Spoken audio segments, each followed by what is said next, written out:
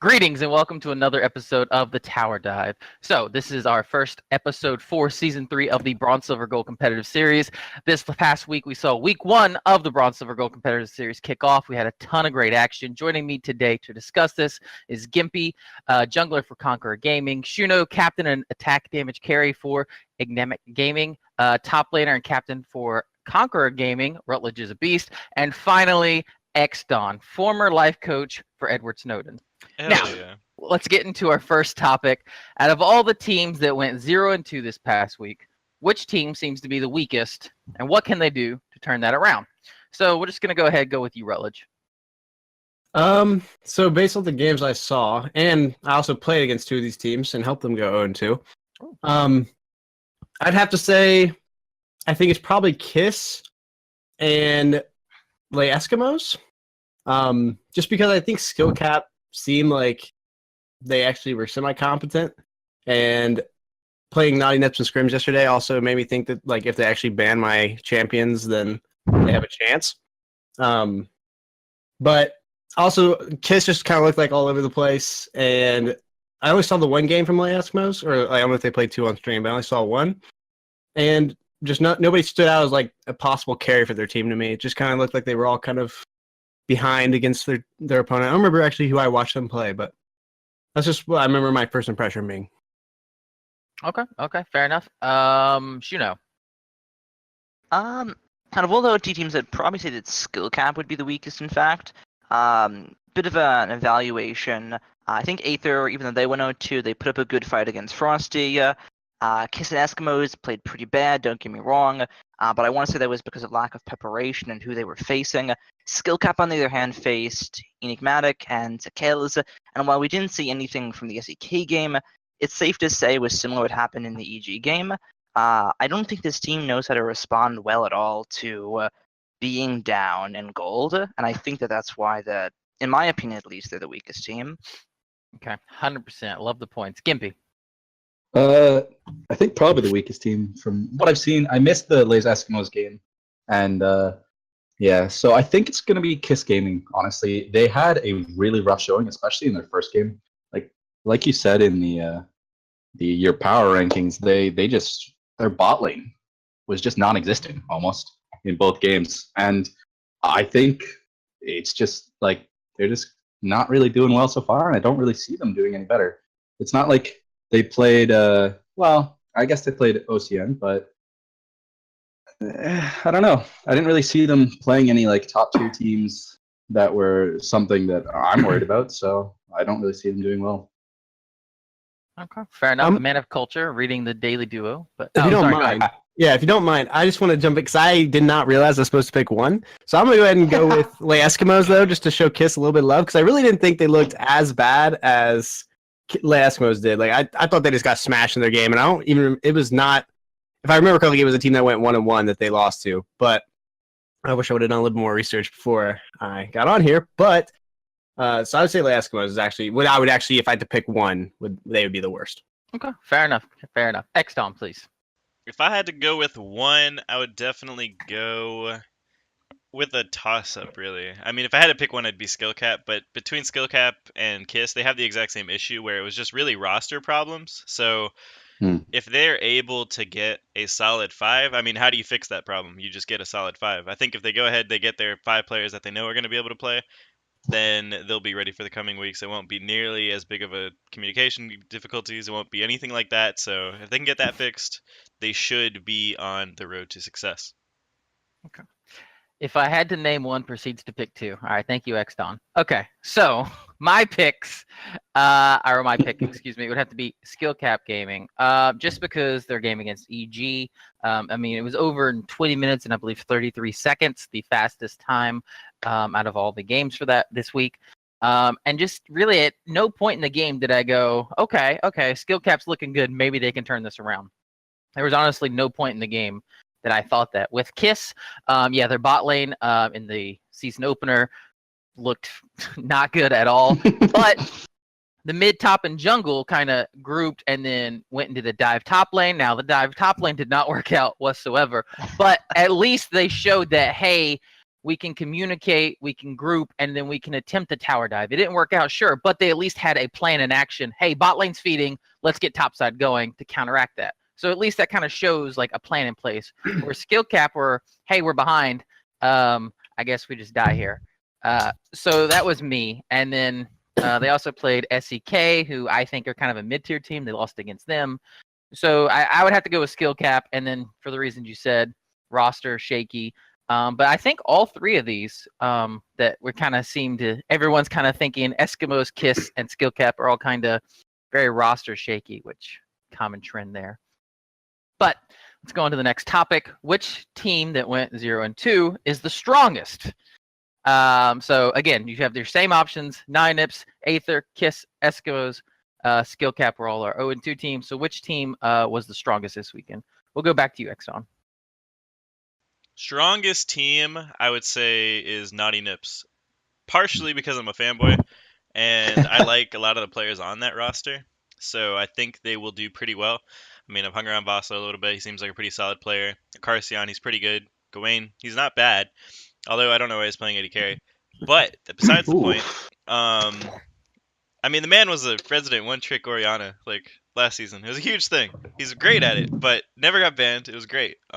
So seeing him transition into the AD carry role is different. But if he's able to pull it off, then I think their roster probably has the biggest room for growth. Let's say we stroll away from the Bard mid picks and we like really hunker down and maybe practice and get going. Then I think they'll have a lot of success in the coming weeks.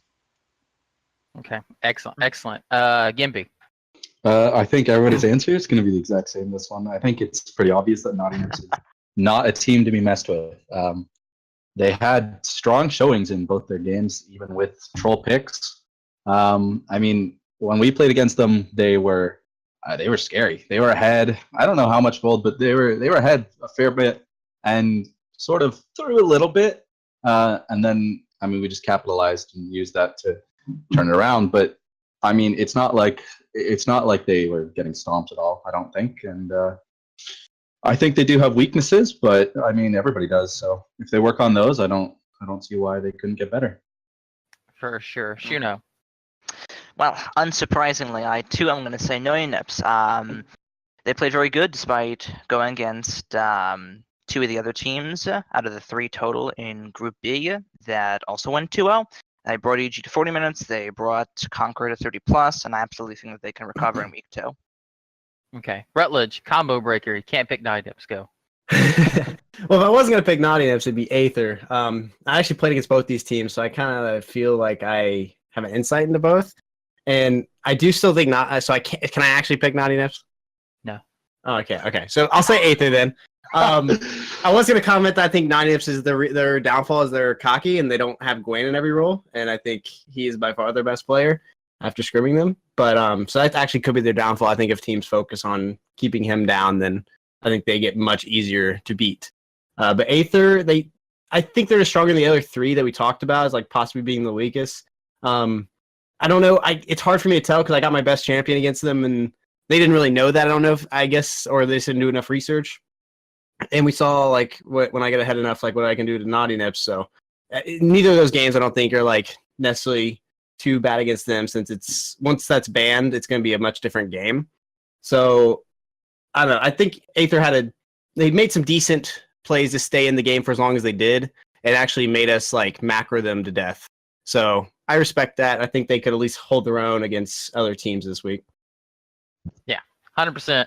I think everyone's in agreement, except for some reason you picked Aether, but I'm just kidding. But seriously, Ninips did look good. I think game 1. I don't know if it's maybe a little bit of cockiness, overconfident, the Bard pick. Maybe they just thought, hey, we'll cheese them, throw them off. And then the Pike top, honestly, I think if they had meta picks that game, they beat EG. I honestly think so because it was super, super close without. And then the same thing against Conqueror. You guys played very well in the mid-late game, but they also had to like scramble 2 minutes before the match to find an ADC because their ADC wasn't there. So they literally scrambling, asking all chat, hey, who wants to sub in for us? So those things definitely help. Would they have went 2-0 this week? Maybe, or they could have been 0-2 also. But either way, I mean, both games were super close, considering they had setbacks in both of them. Aether, Aether were weird. I kind of want to touch on them because they looked really good against Frosty. But Holding dealt out for 0 47 damage in any of the turrets against the other team. Yes, that's what I was So, going to say. Yeah, on the other side, though, their other game, it was not pretty in the least bit. So I'm not sure if maybe putting Dewey in the jungle and bringing up Not a Real Doctor to put in the top lane, if maybe one of those two is shot calling now, and now that they're in different roles, they can shot call better, or if they just had an off game. Really not sure. But yeah, definitely kind of waiting to see what's going to happen the following weeks with Aether. Because, like I said, the game against Frosty could have went either way. Honestly, one or two little things here or there, it's a win for Aether. So let's go on to the next topic.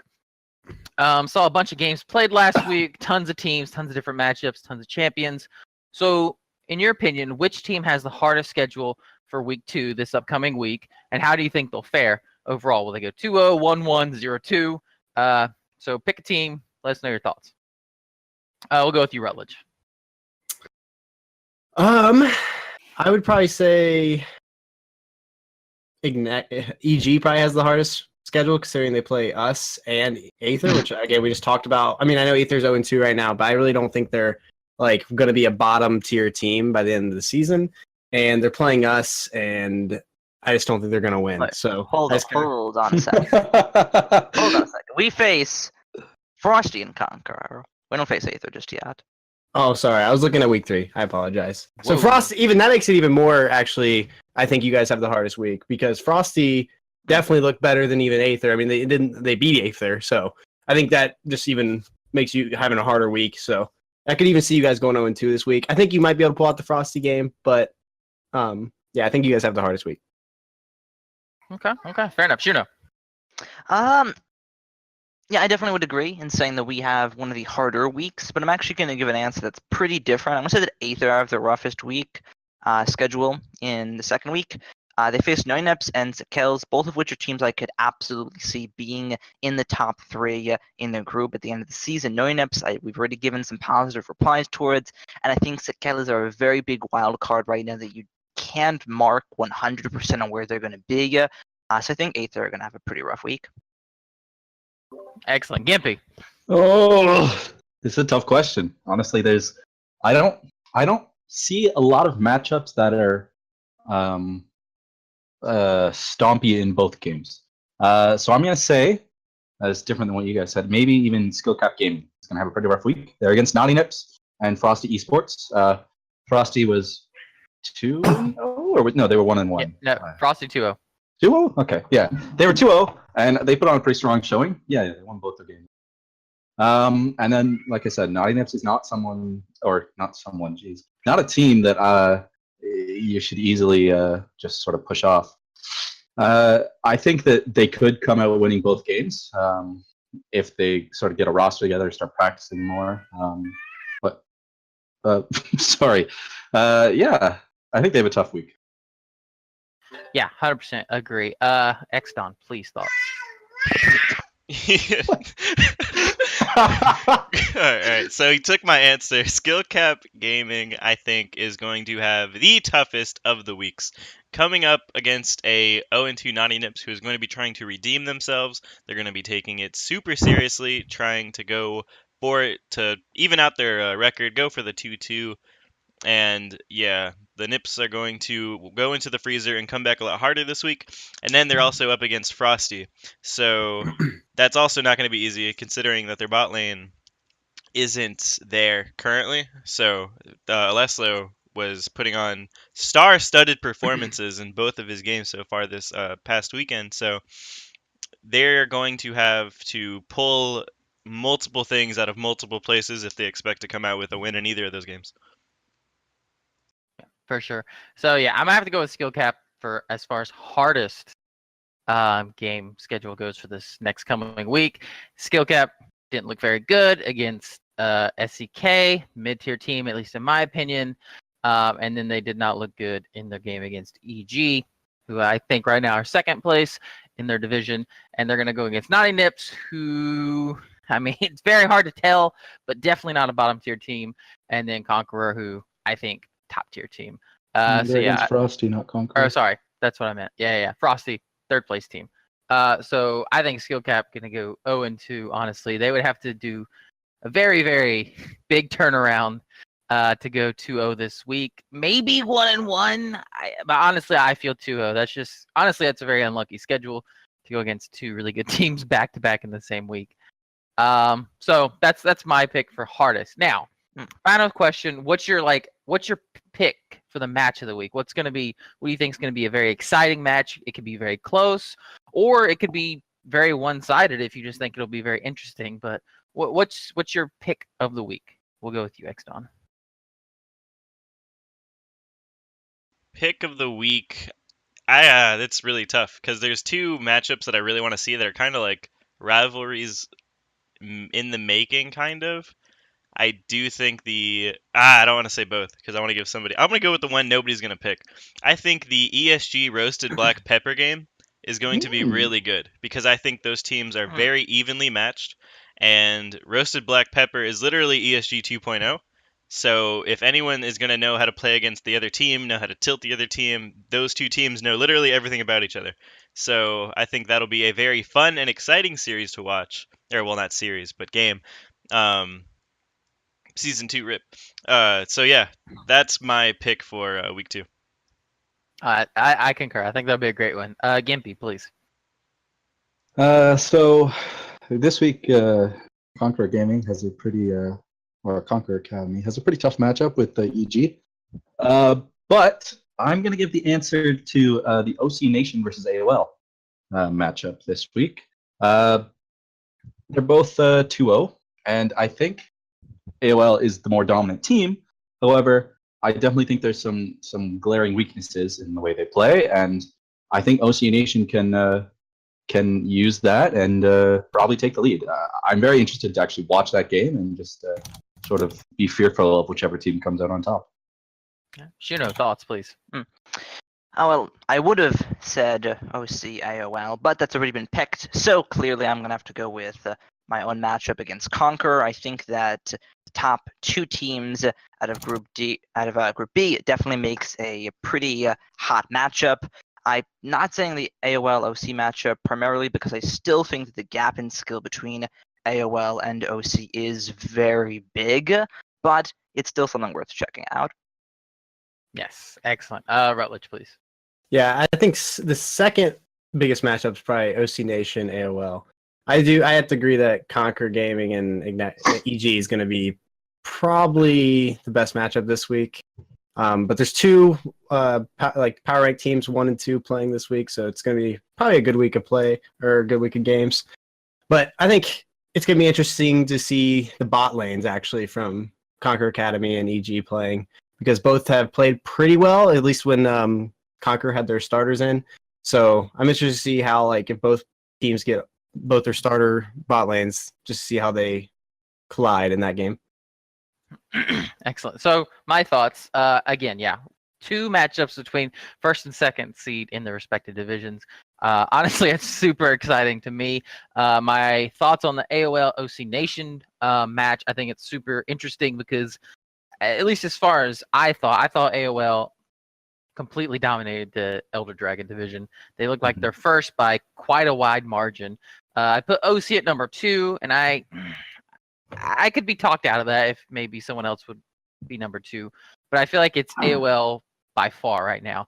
So I think this game will kind of show us how far they are. Am I overestimating AOL? Is it actually really close? Or AOL just going to go out there and 25-minute stomp, and then it's going to be like, okay, who's fighting for second now? And then the same thing with Conqueror EG. I think it's a lot closer as far as I still think Conqueror is the number 1 team in the division, but I don't think the distance between first and second is as big as the AOL OC Nation game. And then the question is, Conqueror right now, their carry is the top, jungle helping out, while so far for EG, the carry has been Shuno, with everyone else helping out. So it'll be interesting to me is, will we just have this big power where top side for Conqueror's carrying and bot side for EG's carrying? Our team's going to take certain assurances to kind of shut down the enemy, et cetera, et cetera. So those are my picks. Honestly, I can't really tell which is going to be better. They both interest me for different reasons. So I think that's going to be it for today. Go ahead, check us out on YouTube, which you should be watching us through right now. Twitch will be streaming this weekend, 7 p.m. Eastern Standard Time this Thursday, Friday, 7 p.m. Eastern Standard Time, Friday, and then Saturday and Sunday, 2 p.m. Eastern Standard Time. Come check us out, Twitch/Duo Esports.